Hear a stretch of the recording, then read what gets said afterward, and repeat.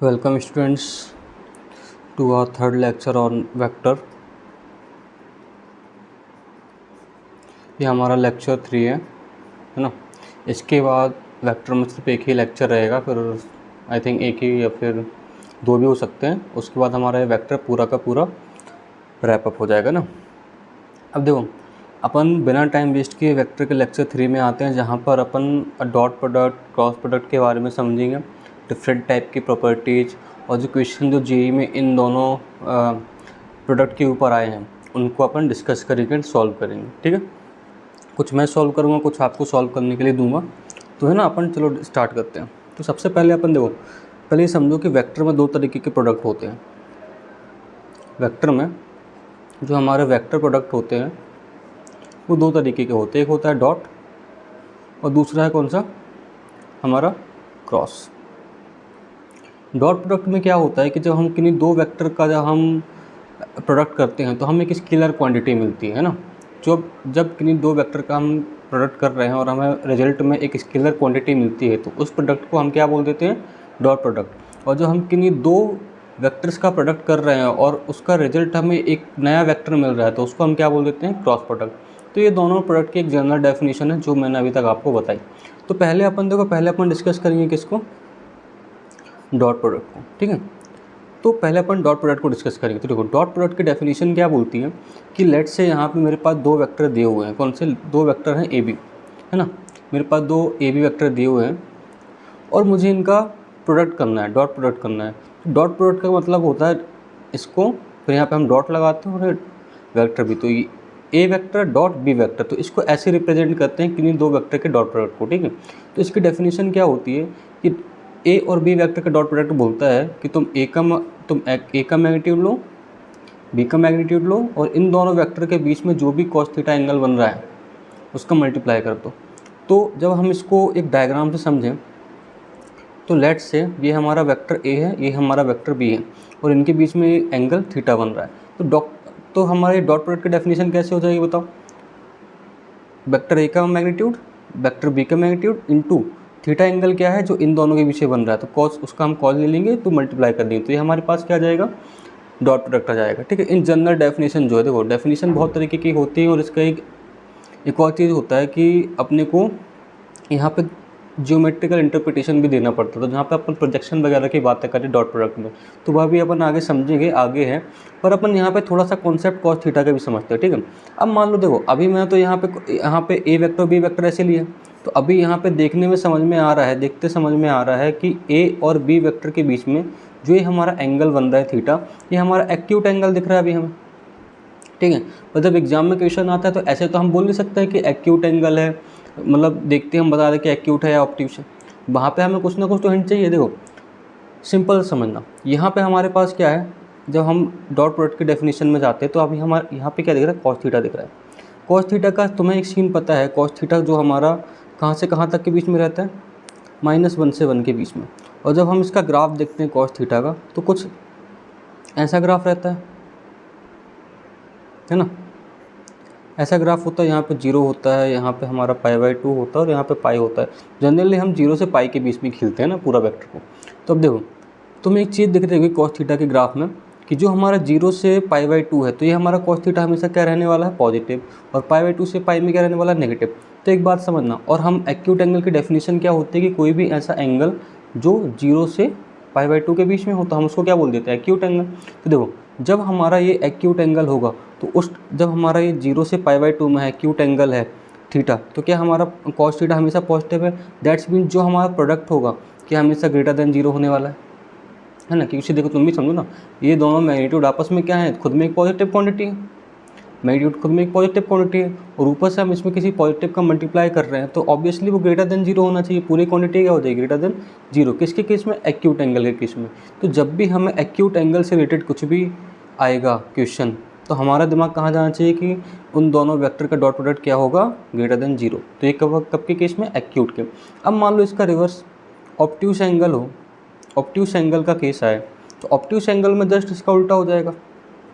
Obtuse angle के case में angle कहाँ से कहाँ तक जाएगा, π/2 से पाई के बीच में, ऑब्ट्यूस एंगल ये होता है π/2 से पाई के बीच में जो हमारा ग्रेटर देन π/2 जब एंगल हो जाते हैं तो उसको हम ऑब्ट्यूस एंगल बोलते हैं।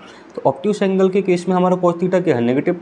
तो उस केस में ये जो positive plus positive into negative क्या हो जाएगा, लेस देन जीरो। किसके केस में, ऑब्ट्यूस एंगल के केस में। तो हमारा डॉट प्रोडक्ट क्या हो जाएगा ऑब्ट्यूस एंगल के केस में, less than zero.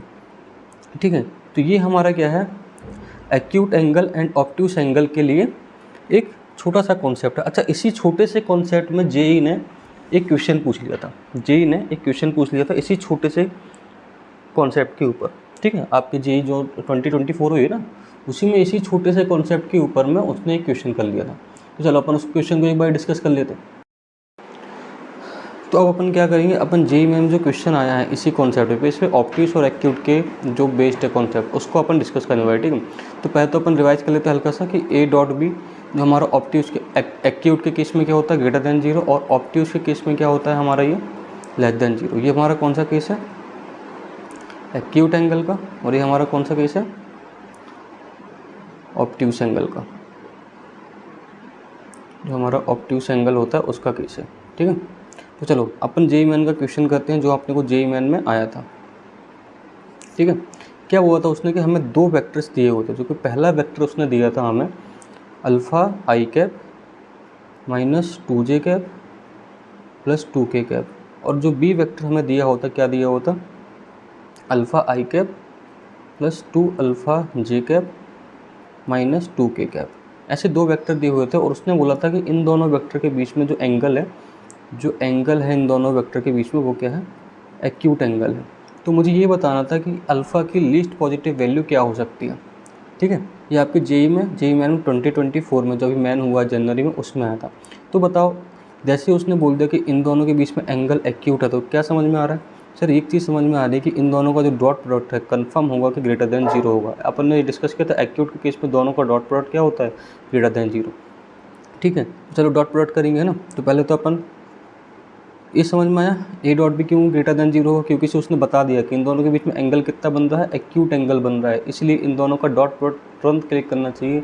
Acute angle, obtuse angle, ऐसे रेंज वाले क्वेश्चन आए तो वहाँ पे हमेशा अप्रोच यही लगानी है कि A dot B dot product का कॉन्सेप्ट आएगा। वहाँ पे डॉट प्रोडक्ट का कॉन्सेप्ट कैसे आएगा, अगर एक्यूट बोला तो ग्रेटर देन जीरो हो जाएगा डॉट प्रोडक्ट, अगर ऑब्ट्यूस बोला है तो लेस देन जीरो हो जाएगा हमारा डॉट प्रोडक्ट। इस चीज़ का ध्यान में रखना, तो बहुत ही आराम से दिमाग में एक ख्याल आएगा कि इस क्वेश्चन में क्या अप्लाई करना है। ठीक है सर।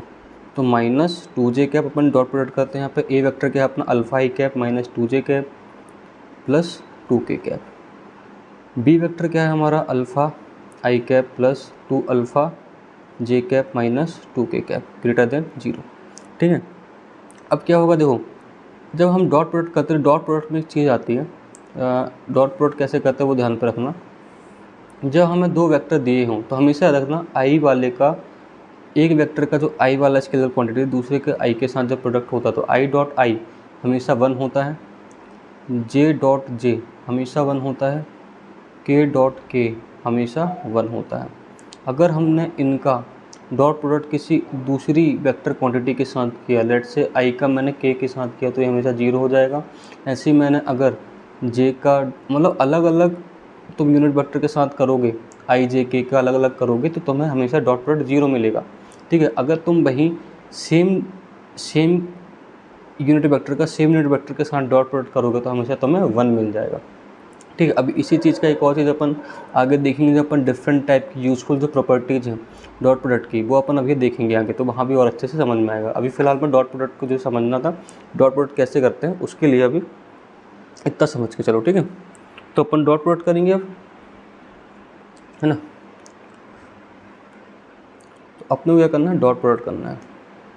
तो डॉट प्रोडक्ट कैसे करते हैं तो समझ में आए, देखो तो डॉट प्रोडक्ट क्या करेंगे, आई का आई के साथ होगा तो बताओ क्या आएगा, अल्फ़ा स्क्वायर, जे का जे वाले के साथ आएगा तो बताओ क्या आएगा, -4 अल्फ़ा, के का के वाले के साथ क्या आएगा, -4, जो कि क्या होगा, ग्रेटर देन 0 हो जाएगा। अब एक बात बताओ, देखो यहाँ पे मेरे को एक क्वाड्रेटिक इक्वेशन मिल गई, क्वाड्रेटिक इक्वेशन मिल गई अल्फ़ा में, है ना। तो सबसे पहले तो मुझे यहाँ पे ग्रेटर एक इनइक्वलिटी भी दिख रही है। अगर इनइक्वलिटी दिख रही है तो सबसे पहले बच्चा एक बात बताओ, क्या इसके रूट्स पॉसिबल है या नहीं। सर रूट्स पॉसिबल है या नहीं, कहाँ से पता चलता है सर, डिस्क्रिमिनेंट निकालेंगे। तो सबसे पहले हम क्या करेंगे, जब भी तुम्हें क्वाड्रेटिक इक्वेशन दिखे तो सबसे पहले तुम्हें एक चीज़ चेक करनी है कि क्या क्या इसके रूट्स पॉसिबल हैं या नहीं। ठीक है, तो डिस्क्रिमिनेंट बताओ रियल रूट्स पॉसिबल हैं, तो सबसे उसके लिए क्या है, अपन डिस्क्रिमिनेंट का यूज करते हैं। तो डिस्क्रिमिनेंट यहाँ से क्या आएगा बताओ, माइनस बी का स्क्वायर माइनस 4ac, तो ये हमारा क्या आ जाएगा डिस्क्रिमिनेंट। डिस्क्रिमिनेंट कितना आ रहा है बताओ 32, तो जो कि क्या है ग्रेटर देन 0, दैट्स मीन्स इसके रियल रूट्स पॉसिबल हैं। पर देखो अगर तुम फैक्टराइजेशन करना चाहोगे, इसके अगर फैक्टर्स बनाना चाहोगे तो डायरेक्टली नहीं बनेंगे, है ना। उसके लिए हम किसी फॉर्मूला का यूज़ कर सकते हैं जो कि अपने पास होता है, श्रीधराचार्य फॉर्मूला होता है। श्रीधराचार्य के अलावा एक अपन परफेक्ट स्क्वायर मेथड का भी यूज़ कर सकते हैं। ठीक है, परफेक्ट स्क्वायर मेथड का देखो यहाँ से, देखो परफेक्ट स्क्वायर क्यों दिख रहा है मेरे दिमाग में, क्योंकि देखो जो ये वाली टर्म है यहाँ पे दिख रही है तुम्हें, यहाँ पे देखो छोटा सा अलग से पोर्शन ले रहा हूँ। ठीक है, यहाँ पे जो तुम्हें टर्म दिख रही है देखो अल्फ़ा स्क्वायर माइनस 4 अल्फ़ा, अगर मैं कहीं से यहाँ पे +4 कर जमा लूँ तो क्या मुझे ऐसा ही दिख रहा है कि अल्फ़ा माइनस 2 का होल स्क्वायर बन रहा है, दिख रहा है। मतलब मुझे इस टर्म से समझ में आ रहा है, इन दोनों टर्म से, कि अगर मुझे कहीं से +4 बस मिल जाए तो ये मुझे अल्फ़ा माइनस 4 अल्फ़ा प्लस 4, ये मुझे एक तरीके का परफेक्ट स्क्वायर दिख रहा है कि इसका अल्फ़ा माइनस 2 का। तो अगर मैं यहाँ पे +4 कर दूँ दोनों साइड अगर मैं +4 कर दूँ तो क्या मुझे एक परफेक्ट स्क्वायर मिल जाएगा। हाँ, परफेक्ट स्क्वायर बनाने से फ़ायदा क्या आएगा कि देखो यहाँ पे तो ठीक है परफेक्ट स्क्वायर बन गया, माइनस में मेरे पास कुछ एक मान लो लेट से स्केलर क्वांटिटी आएगी, तो यहाँ पे देखो तुम्हें a minus B into A plus B वाला फॉर्मूला दिख जाएगा, जिससे मतलब बहुत ही आराम से फैक्टराइजेशन हो जाएगा बिना धराचार्य फॉर्मूले का यूज़ करके। तो अपन वही मेथड यहाँ पे अप्लाई करने की कोशिश कर रहे हैं। तो देखो परफेक्ट स्क्वायर को बनाने के लिए मैंने क्या किया, देखो आपके पास अप्रोचेस है ना, श्रीधराचार्य फॉर्मूला भी है ना, और मतलब अगर सोच सको इतना एक्स्ट्रा ऑर्डिनरी सोच सको कि डायरेक्ट फैक्टराइजेशन कर लो तब तो बहुत ही बढ़िया, वरना सबका अगर रियल रूट्स पॉसिबल हैं तो उसके लिए श्रीधराचार्य तो रामबाण कॉन्सेप्ट है ना। लेकिन अभी फ़िलहाल में अपने को जो दिख रही है छोटी सी झलक, उस हिसाब से कैलकुलेशन को आसान करने के लिए अपन ने क्या किया, परफेक्ट स्क्वायर बनाने का ट्राई किया। इसके लिए अपन ने दोनों साइड +4 यहाँ पर जोड़ा, +4 यहाँ पर जोड़ा। तो देखो ये मुझे अल्फ़ा माइनस 2 का होल स्क्वायर दिखना शुरू हो गया, है ना। 4 को यहाँ पे लाएंगे तो -4 एंड -4 जुड़ के आपस में क्या हो जाएंगे -8, जो कि ग्रेटर देन 0 रहेगा। अब यहाँ से बताओ क्या मैं अब बोल सकता हूँ कि मैं यहाँ से कुछ इस तरीके का फॉर्मूला बना सकता हूँ। ये अगर है तो मैं ऐसा बोल सकता हूँ 8 को 2√2 का स्क्वायर लिखा हुआ है। देखो समझो बात को, 2√2 का स्क्वायर लिखा हुआ कि नहीं। 8 को मैं ऐसे लिख सकता हूँ कि नहीं, बताओ लिख सकता हूँ। तो देखो अब तो मैं देख रहा ए स्क्वायर माइनस बी स्क्वायर। अच्छा देखो जिन लोगों को समझ में नहीं आ रहा 2√2 कैसे, देखो 2√2 का स्क्वायर जब तुम लिखोगे यहाँ पे सॉल्व करोगे तो क्या आएगा, 4 इंटू √2 में हट जाएगा तो 2, तो ये क्या बन जाएगा 8, वापस से 8 बन जाएगा। 2√2 का स्क्वायर जैसे ही करोगे वापस से 8 बन जाएगा। इसलिए मैंने 8 को कैसे कन्वर्ट किया अपने, मतलब जिससे मैं ए स्क्वायर माइनस बी स्क्वायर वाला फॉर्मूला यूज़ कर सकूँ, इसलिए मैंने इस फॉर्मेट में लाने की कोशिश की जिससे मैं डायरेक्टली फैक्टर्स बना सकता हूँ। तो देखो है ना, अब समझो यहाँ पे, चलो ठीक है। अब यहाँ पे फॉर्मूला कौन सा लगेगा, a plus B A minus B, तो a प्लस बी तो a प्लस क्या हो जाएगा अपना b, है ना, ये 2√2 है जो कि यहाँ पे, और a माइनस बी क्या हो जाएगा -2√2, जो कि क्या है ग्रेटर देन 0। ठीक है, अब यहाँ से एक बात, थोड़ा सा अपन इसको रीअरेंज कर लें तो क्या दिखने लगेगा, थोड़ा अच्छा सा दिखने लगेगा, है ना। तो 2√2 -2, ऐसे ही अल्फ़ा -2√2 -2 ग्रेटर देन 0। ठीक है, ये देखा। अब देखो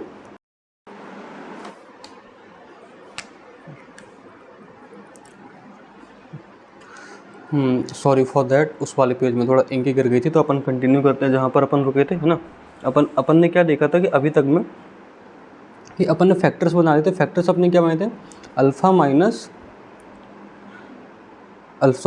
plus 2√2 -2 into alpha -2√2 greater than 0। तो अपने ये फैक्टर्स बन चुके थे ना।